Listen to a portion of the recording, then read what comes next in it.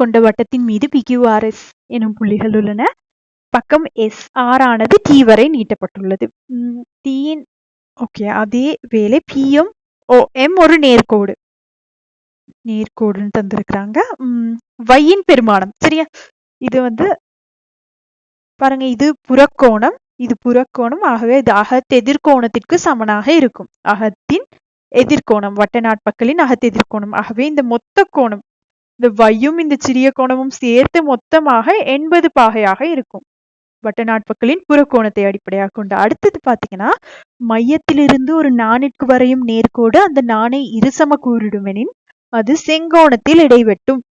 மையத்திலிருந்து ஒரு நாணிற்கு வரையும் நேர்கோடு அந்த நாணை இருசம கூறிடுமெனின் செங்கோணத்தில் இடைவெட்டும். ஆகவே இங்கே 2 கோணங்கள் தெரியும். இந்த முக்கோணியை நீங்க எடுத்து பாத்தீங்கன்னா 2 கோணங்கள் நமக்கு தெரியும் சரியா, 90 பாகை 55 பாகை. ஆகவே அதனை வைத்துக்கொண்டு 180 90 45 90 55 145 145 கழித்தீங்கன்னா இந்த சிறிய கோணம் சரியா, இந்த சிறிய கோணம் வந்து 35 பாகையாக இருக்கும். இந்த கோணம் 35 நமக்கு தெரியும். இந்த 2 கோணமும் சேர்த்து 80, வையும் 35 சேர்த்து 80 பாகையாக இருக்கும். அதிலிருந்து வையினுடைய பெருமானம் கண்டுபிடிக்க 80ல 35 கழித்தீங்கன்னா y சமன் 45 பாகை என கண்டுபிடிக்கலாம். இங்க என்னென்ன தேற்றம் வருதுன்றத குயிக்கா ஒரு ரீகேப் மாதிரி பார்ப்போம் சரியா.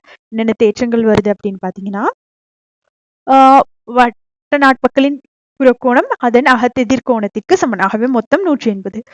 வட்டத்தின் மையத்திலிருந்து நாணிற்கு வரையும் நேர்கோடு நாணை இருசம கூறிடுமெனின் அது செங்கோணத்தில் இடைவெட்டும். இங்க 90 55 இந்த முக்கோணியில அகக்கோணங்களின் கூட்டுத்தொகையை பயன்படுத்தி 180ல 145 கழித்தீங்கன்னா இது 35. ஆல்ரெடி நம்ம கண்டுபிடிச்சிட்டோம். இந்த ப்ளூ கலர் மொத்த கோணம் 80, இந்த சிறிய குறுங்கோணம் 35. 50ல 35 கழித்தீங்கன்னா வையினுடைய பெருமானம் 45 பாகை என கண்டுபிடித்து எடுக்கலாம்.